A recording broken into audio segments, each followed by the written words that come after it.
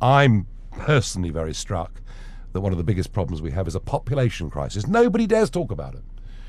They talk about lack of facilities, lack of services. Well, when the population's rising by 500,000 a year, is it any surprise? But I tell you what, you don't want to hear from me on this. Let's hear from Dr. David Bull. David, good evening. Welcome to On the Road. Thank you very much. For those that don't know, you should, but if you don't know, David has been a TV star for much of his life. John Craven's News Round, Yes, I think. very Yeah, good. long time ago. Sorry about that. 23 years ago. Yeah, and then of course you've been on Sky News. Yeah, I as did a- Watchdog with Anne Robinson, Watchdog Health Check, Tomorrow's World. So really fighting for health campaigns, Yes. improving the NHS for my entire adult life. So David is our NHS spokesman, and we are not going to launch our national, not manifesto. Oh no. Manifesto equals lie. We're going to have a contract with the British people. But David, we're very, very pleased to have you on board with your huge experience in the health sector. And I just wanted to begin by talking a little about the Labour Party and Jeremy Corbyn. He seems to be claiming ownership of the NHS for the Labour Party just because they founded it. Well, it's complete nonsense, isn't it? Of course, the NHS is something that's so dear to everyone's hearts. And when it works well, it's fantastic. I think many people would understand that. There are problems with the NHS, but also the NHS is something that we can hold up around the world. And the Labour Party does not own the NHS. It is owned by the people of this country. We all pay money into the NHS, and we must ensure it remains free at the point of need, which is absolutely crucial. And really, good healthcare is all about making sure the NHS has the resources it can or has to deliver that, but also making sure the management structures are efficient to deliver it. Yeah, I mean, he also says that Trump, of course, is going to buy up the whole of the NHS, although the Donald told me on LBC himself that was now off the table Yes. completely. So let's discount that one Yeah. for a moment. But the other one that fascinates me is they constantly say that the Tories and Nigel Farage would privatise the NHS.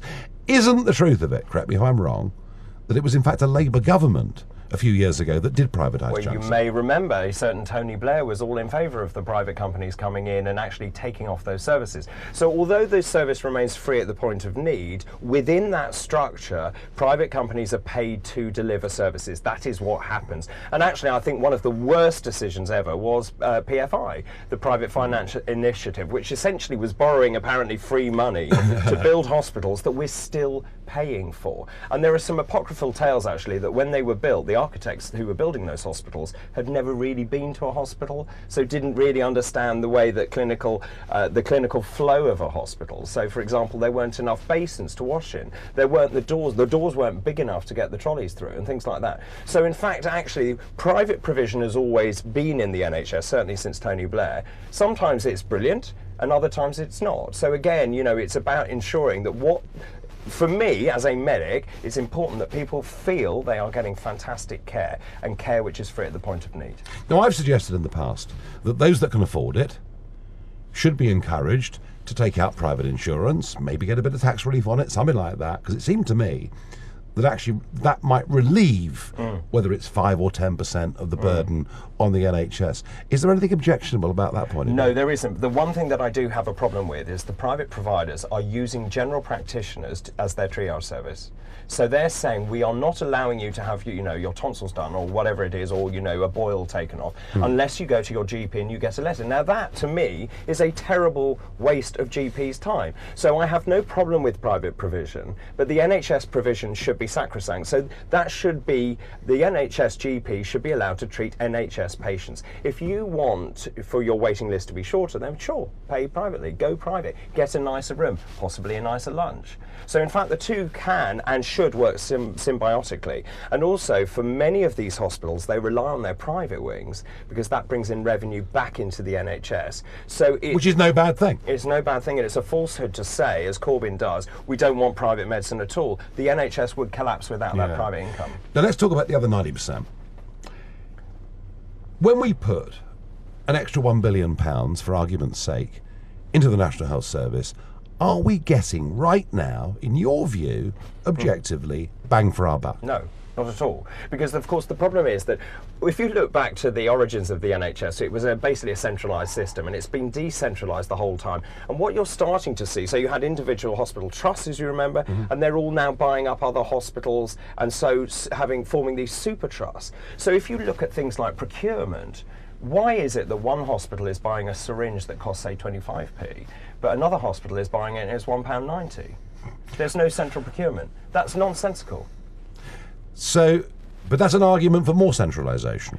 It may be that I believe there are a number of things here, and we can talk about what we're going to launch. But essentially, I think there's a raft of managers that have come in. When I was a junior doctor, you know, all these managers started coming in, and I remember a lady coming in a very nice suit after I'd been on call for a weekend where I was covered in blood, you know, and I looked like I'd been pulled through a hedge. And she said, you know, doctors, your productivity is not high enough.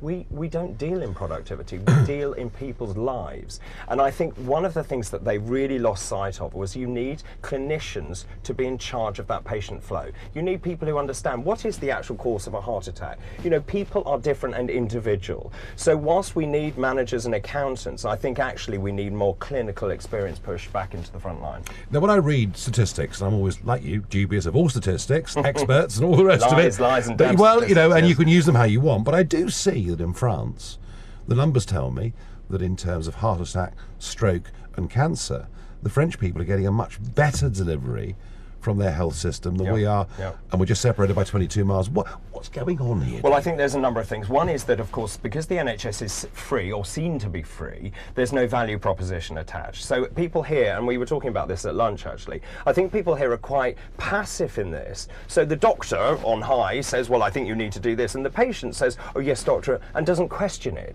You know, and actually this needs to be a relationship built together with the doctor and the patient. What they're very good at in France is they do use private provision, and they use it in a way that's slightly different to ours. But equally, so here in the northeast, I've just been looking up what's been going on here, and you know, the levels of social deprivation, the levels of alcoholism up here, the levels of mental health problems. So why are they not getting the support? And if you look at the funding isn't here either. So we need to completely redress the system. Is this another sort of part of the regions being just forgotten about, ignored? Completely. The northeast being taken for granted. Yeah, I think they all vote Labour anyway. Exactly. Has been the assumption. Yes, exactly. So, and also I'm a great believer that where you live should not determine when you die. And here, people in the northeast are likely to die 7 years earlier than people who are in more metropolitan London. And you see, the problem is policy is dictated by London metropolitan elites, who don't really care very much for the northeast. So the NHS is not Corbyn's to own? It's not Corbyn's, it's certainly not Boris Johnson's. And I think actually, going back to our mantra of changing politics for good, for me, this should be about saying, what do we as a country, as a nation want? How much do we cherish the NHS? How much are we willing to put in? And what services do you want it to provide? And no one, apart from us, is brave enough to do that. And finally, David, it's a personal bugbear of mine.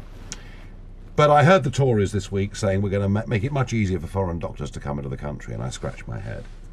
Then the next day they said we're going to train 500 doctors more a year. Why are we not training enough doctors and nurses? Why are we taking nurses from Mauritania and countries that need them better than we do? Why are we not training enough medical staff? Well, I think there are a number of things that have gone wrong over the years. Firstly, I think medicine has become increasingly obsessed with academic grades when you leave school, so that all the families that want degree for nursing, that kind of thing, all that sort of thing, but particularly for doctors. So we've got a whole raft of kids who go into medical school because mummy and daddy think they should be doctors because it looks good, but actually they never ever qualify, or they may drop out early, or they qualify and then they leave. So we've got this huge hemorrhaging. But one of the other things is, why do all nurses need an academic qualification? Because when I'm ill, I want someone who has compassion, who cares, who holds my hand. And I don't think you need a degree to do that.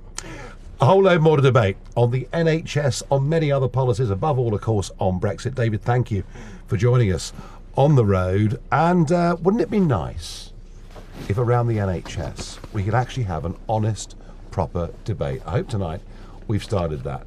Thank you for joining us.